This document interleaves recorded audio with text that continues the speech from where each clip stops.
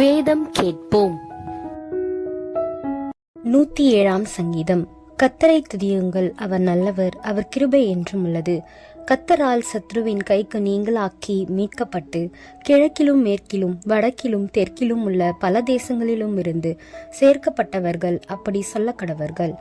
அவர்கள் தாபரிக்கும் ஊரை காணாமல் வனாந்திரத்திலே அவாந்திர வழியாய் பசியாகவும் தாகமாகவும் ஆத்துமா தோய்ந்ததாகவும் அலைந்து திரிந்தார்கள். தங்கள் ஆபத்திலே கர்த்தரை நோக்கி கூப்பிட்டார்கள். அவர்கள் இக்கட்டுகளிலிருந்து அவர்களை விடுவித்தார். தாபரிக்கும் ஊருக்கு போய் சேர அவர்களை செவ்வையான வழியிலே நடத்தினார். தவனமுள்ள ஆத்துமாவை கர்த்தர் திருப்தியாக்கி பசியுள்ள ஆத்துமாவை நன்மையினால் நிரப்புகிறார் என்று அவருடைய கிருபை நிமித்தமும் மனுபுத்திரருக்கு அவர் செய்கிற அதிசயங்களின் நிமித்தமும் அவரை துதிப்பார்களாக. தேவனுடைய வார்த்தைகளுக்கு விரோதமாய் கலகம் பண்ணி உன்னதமானவருடைய ஆலோசனையை அசட்டை பண்ணினவர்கள் அந்தகாரத்திலும் மரண இருளிலும் வைக்கப்பட்டிருந்து ஒடுக்கத்திலும் இரும்பிலும் கட்டுண்டு கிடந்தார்கள். அவர்களுடைய இருதயத்தை அவர் வருத்தத்தால் தாழ்த்தினார். சகாரியம் இல்லாமல் விழுந்து போனார்கள். தங்கள் ஆபத்திலே கர்த்தரை நோக்கி கூப்பிட்டார்கள். அவர்கள் இக்கட்டுகளிலிருந்து அவர்களை நீங்களாக்கி இரட்சித்தார்.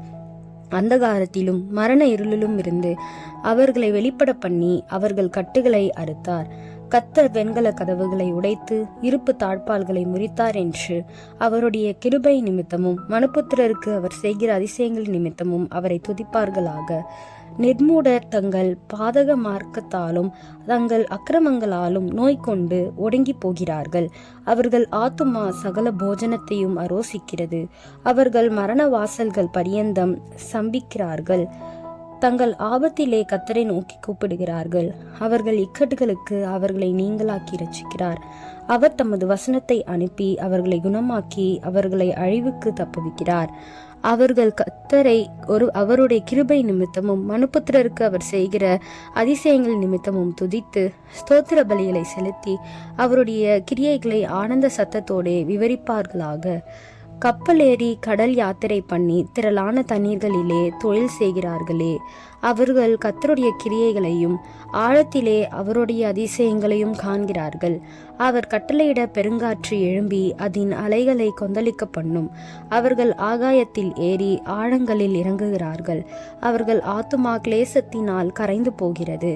வெறித்தவனை போல் அலைந்து தடுமாறுகிறார்கள். அவர்களுடைய ஞானமெல்லாம் முழுகி போகிறது. அப்பொழுது தங்கள் ஆபத்திலே அவர்கள் கர்த்தரை நோக்கி கூப்பிடுகிறார்கள். அவர்கள் இக்கட்டுகளுக்கு அவர்களை நீங்களாக்கி விடுவிக்கிறார். கொந்தளிப்பை அமர்த்துகிறார். அதன் அலைகள் அடங்குகின்றது. அமைதல் உண்டானது நிமித்தம் அவர்கள் சந்தோஷப்படுகிறார்கள். தாங்கள் நாடின துறைமுகத்தில் அவர்களை கொண்டு வந்து சேர்க்கிறார். அவர்கள் கர்த்தரை அவருடைய கிருபை நிமித்தமும் மனுபுத்திரருக்கு அவர் செய்கிற அதிசயங்கள் நிமித்தமும் துதித்து ஜனங்களின் சபையிலே அவரை உயர்த்தி மூப்பர்களின் சங்கத்திலே அவரை போற்றுவார்களாக. அவர் ஆறுகளை அவாந்திர வெளியாகவும் நீரூற்றுகளை வறண்ட ஸ்தலமாகவும் குடிகளுடைய பொல்லாப்பு நிமித்தம் செழிப்பான தேசத்தை உவர் நிலமாகவும் மாற்றுகிறார். அவர் அவாந்திர வெளியை தண்ணீர் தடாகமாகவும் வறண்ட நிலத்தை நீரூற்றுகளாகவும் மாற்றி பசித்தவர்களை அங்கே குடியேற்றுகிறார். அங்கே அவர்கள் குடியிருக்கும் நகரத்தை கட்டி வயல்களை உண்டாக்கி விதைத்து திராட்சை தோட்டங்களை நாட்டுகிறார்கள். அவைகள் வரத்துள்ள பலனை தரும். அவர்களை ஆசிர்வதிக்கிறார். மிகுதியும் பெறுகிறார்கள். அவர்களுடைய மிருக ஜீவன்கள் குறையாதிருக்க பண்ணுகிறார். பின்பு அவர்கள் இடுக்கத்தினாலும் ஆபத்தினாலும் துயரத்தினாலும் குறைப்பட்டு தாழ்வடைகிறார்கள்.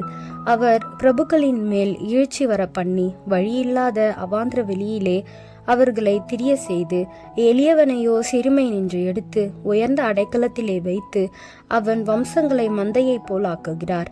உத்தமர்கள் அதை கண்டு மகிழ்வார்கள். நியாயக்கேடெல்லாம் தன் வாயை மூடும். எவன் ஞானமுள்ளவனோ அவன் இவைகளை கவனிக்க கடவன். ஞானவான்கள் கர்த்தருடைய கிருபைகளை உணர்ந்து கொள்வார்கள். ஆமேன்.